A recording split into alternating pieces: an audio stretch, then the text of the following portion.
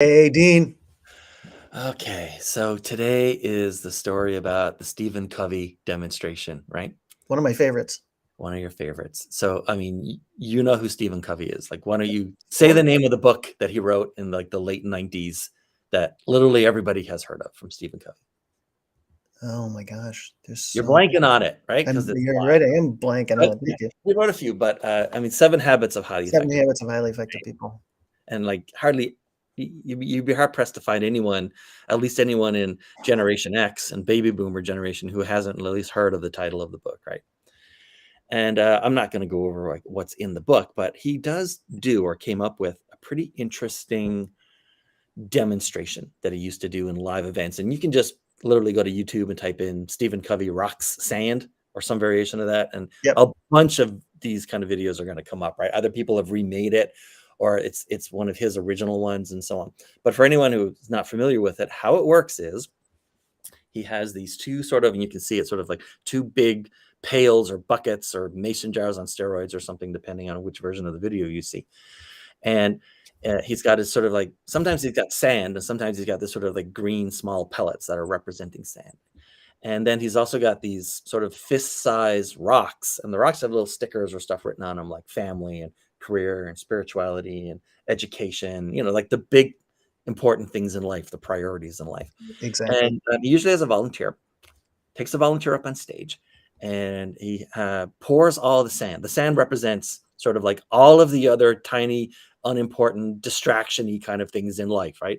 And he pours it in, and then he says, "Okay, go ahead and put your rocks, your priorities, into the bucket." And the idea is, of course, they will actually literally fit, no problem. But it's an awful lot of work to sort of like screw them down through the sand and stuff. It's way more work than it should be. I think one of the sort of corollary lessons there is if you let your day and life fill up with just the sand of life, then you would have to put in a lot of effort and willpower to, pay attention to and focus on your priorities. So then what he and I'm always looking at these kind of I help a lot of speakers, right, and a lot of presenters and write a lot of webinars and stuff, Mm. and a lot of like copywriting copy. So I'm always looking at these things and like wondering how it would apply, right? The second part of the demo is he has the volunteer put in the priority, the big rocks first, and then he pours in the sand, and of course the sand just fills every crack and crevice, and everything fits ultimately, right? You see in the lower right hand the picture that everything fits. So that's the lesson. That's sort of where he leaves it. Uh, the challenge about what he did was that, let's see, can we move here? Yeah, there's a sort of a gap there. What he wasn't, I mean, he was, I think, a pretty good speaker, right? He's obviously done that He's a presentation a great lot, speaker. right? And and an insightful author. And I think he was sort of like a management or a consultant or a coach. You know what And else I like about him? what's that, He's a good-looking bald guy like us. dude? What can you say, right? But he sort of, his demonstration goes so far, and it goes to the limit of, that was sort of like his first right answer or his second right answer, like we talk about, right? There's always Mhm. a second right answer. And so we have the benefit of like standing on top of his shoulders and going further. But there's a gap there that he sort of doesn't go that extra step in his messaging, Mhm. mainly because, he wasn't a copywriter, he wasn't a marketer, he wasn't talking to marketers and people who sort of develop positions for companies and stuff. So he left that gap there, and the gap was this, right? If you look at it this way, if you stop at a red light in traffic, everyone else that's in the car with you, everyone in the cars and the buses next to you, right? All the pedestrians, everyone shopping in the shops, everyone eating in the restaurants, everyone living in the apartments, like everybody around you is living this sort of complex life just like yours, and their sort of backstory and history and what they're going through on the daily struggle in the world, it's equally, it's comparable to yours, and yet you're not a part of their story and they're not a part of yours. I mean, you're barely even adjacent, and only for a few moments at this red light, and then you sort of split off. And so Mm. everyone's life is full already. either full of their priorities, full of other people's priorities that were imposed on them in case of a job or whatever, and all of the sort of distractions and small stuff of life. And we're super great. We get to fool ourselves. Or this is sort of the other half of the problem. Not realizing that everyone's life is full. Like, you can understand it on an intellectual level, but to actually literally understand that everyone's life is full. And so the compounding for the problem that I'm about to talk about, for marketers and small businesses and copywriters and so on, is that we're also individually quite good at picking up on patterns, right? We can see a face burned into a slice of toast. We can look at clouds and like think that they look like an airplane or anything else, right? We're really good at tricking ourselves into that kind of stuff. And so uh, it's possible to fit everything in there and take the lesson, which is a great life lesson about putting your priorities first and letting the rest of life, fill in around you. But to take it a step further, when I talk to clients, for instance, the main sort of thrust that they have is they're trying to figure out what do they want to say, and then how should they say it. And that seems like, from a marketing or even sales point of view, that seems like the question to ask, right? I mean, of course, it's the most obvious one. It's kind of the first right answer of the whole thing is, what do I want to say to my prospects, to my market, to my audiences, whatever. And then once I decide on what I'm going to say and what's important to me and make sure that they understand it and are exposed to it, how do I say it? Like, what's the best way to say it? The problem, of course, is this is exactly the wrong thing to do, right? I'll sometimes show up and people will already know kind of what they want to say, but the challenge for it is that if they start there, then they'll say, like, can you make what we want to say, better, or even good? And the answer is yes, usually. Like, you can make it better. You can even make it good, but you can't make it great, because they're acting as if what they want to communicate is going to be a rock in someone else's life. And that doesn't work, because we're not rocks in other people's lives. Our companies are not rocks in other people's lives. That's for sure. Instead, the question that you need to ask, if you're going to go beyond just being good and being like great in your marketing message, in your sales message, is what do they care about? And how do I align what I want to say with what they care about? There's no way to get from what you want to say and communicate to great if you're starting off thinking that you're the rock in someone's life instead of you're the sand. But we're the sand in everyone else's life, right? There are a small number of people, maybe for most of us, in our life where we're a rock, right? There's a rock called family, and we're in that, or friendship or whatever.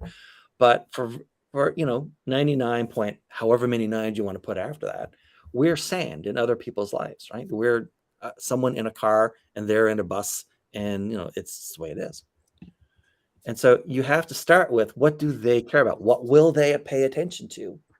And then your job is to figure out, or in a lot of cases, my job is to figure out for someone what someone cares about, their sort of target audience cares about, how are we going to align with that, so that while we understand we're always going to be a piece of sand, if we work at it, we can attach ourselves to one of the rocks. And that's as close as you can get, right, to sort of having a big impact on someone's life. You have to put aside your ego about what you want to say, and therefore the best way to say it. And instead, think about the audience, put yourself in their shoes, in their mindset, and then work backwards to how you might align to it, so that you already fit into something that they want, or you figured out a way to be novel about in a way that they would care about. So that was, I must have watched, John, I think I must have watched that demo on YouTube. Maybe I watched it over and over and over, right? And like a lot of things, the first few times it's like, interesting concept, right? Interesting moral, interesting story. But then, how like you look at something and like, there's something that's not happening here. Like, it's even hard to put your finger on, where's the last piece of this?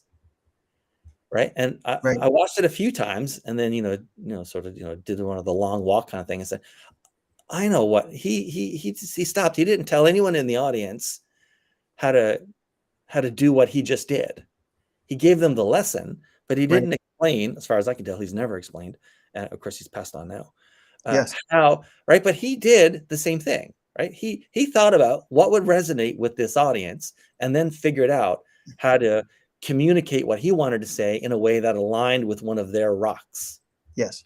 But then he actually, like, made the demo instead of like ever explaining how he came up with the demo, which is a great demo. One of the reasons it's a great demonstration in any sort of speech or workshop or whatever he's doing in that video is because he worked through to the second right answer. He started with, what will they care about? What's going to resonate with them? And then how can I attach my piece of sand to one of their big rocks? And anybody who's going to pay to be in an audience for Stephen Covey, obviously the sort of main themes that he wrote about, that's already an audience that's predisposed to that kind of demo. So that's why one of the reasons it works so well. But I mean, he did a great job on that, but he never actually explained, like, if you want to do what I do and, help move the needle and create change in your audience, then here's how I made this demo that resonates so well with you. I think that would have been a fascinating video. Who knows? He would have advanced marketing by 20 years in one demonstration if he had explained what he was doing there, because he has such a big audience. Yeah, well, he had a different purpose in mind when he did it. But I Yes. mean, the thing that I love about it is there's so many great life lessons in it. We really have no idea what's going on in other people's lives unless we ask or become part of that. And like you said, attach yourself to the rock. But the other things that are pretty amazing about it is, it's hard to it shows it's hard to stand out. We're just a grain of sand. We have to do something very unusual. We have to align ourselves with others. We have to, Right. I mean, yeah, the sort of collaborate. classic example would be, I'm going to interrupt people over and over, and I'm going to interrupt enough people so that I will accidentally end up aligning with one of their rocks. Yeah. Right. And instead, you can usually, there's a video that I put out a few weeks ago, right? Just like a bunch of slides. There's no voiceover or anything, right? And one of the sort of lessons learned for creatives on that slide is that you can either think it through, like use brain power and imagination to think through how to get to the sort of positive future, the results that you want, or you can run a whole bunch of small experiments, or you can spend a crap ton of money. Those are your three options. Most companies opt for option 3. Say, we have money, we'll just spend money instead of trying to think through and imagine how we can do something that's different, novel, aligns with what that audience is looking for or will pay attention to, and so on. So there's nothing wrong with the experiments option either. That's great. That's a lot of fun. But if you can, it's way cheaper to just think it through and let your imagination play. Absolutely. All right, this is a short one today. Thank you, Stephen Covey, wherever you are. Yeah, thank you, great Stephen. demo, had a big impact on me. Too bad, I was happy that looking at it often enough, I managed to figure out the piece that was missing, and was super helpful in my own career. That's for sure. It is super helpful. It's a great message in a lot of different ways. And I just want to give a shout out to my friend Mark Hunter, who's watching. How you doing, Mark? Hey. All right, I think that's it for me. Anything for you? No. Thanks for this though. It's like I said, great lesson on so many levels. Yeah, So we're not going to be doing this tomorrow for travel related reasons, but we'll be back on Monday. See you on Monday. And I will mention that we do a lot of, we've just started, of course, but we're doing a lot of like alternate ideas and new lessons around communication and messaging and marketing and sales. And so do subscribe. We don't send out very many emails to try to make them count. I'm not going to flood anyone's inbox, but do subscribe at thisaudiencemeansbusiness.com. And that way we provide links, especially if you're normally seeing us on LinkedIn. Right now, we're on LinkedIn and Facebook and YouTube all at the same time. But it's very hard to find a video on LinkedIn afterwards. Like, it's almost impossible. So you can't search for videos. Almost. So yeah, really, right? You can't search for videos at all on LinkedIn. You can't even say, don't show me videos. You get what you get. So we're providing links to all of those videos so that it's easy for people after the fact. I might be interested in that one. I'll click. I'm not interested in that one. I'll skip it and so on. But at least you'll have it there. Exactly. And that's it. All right. Thanks, everyone. Yep. Thanks, Sean. You're welcome.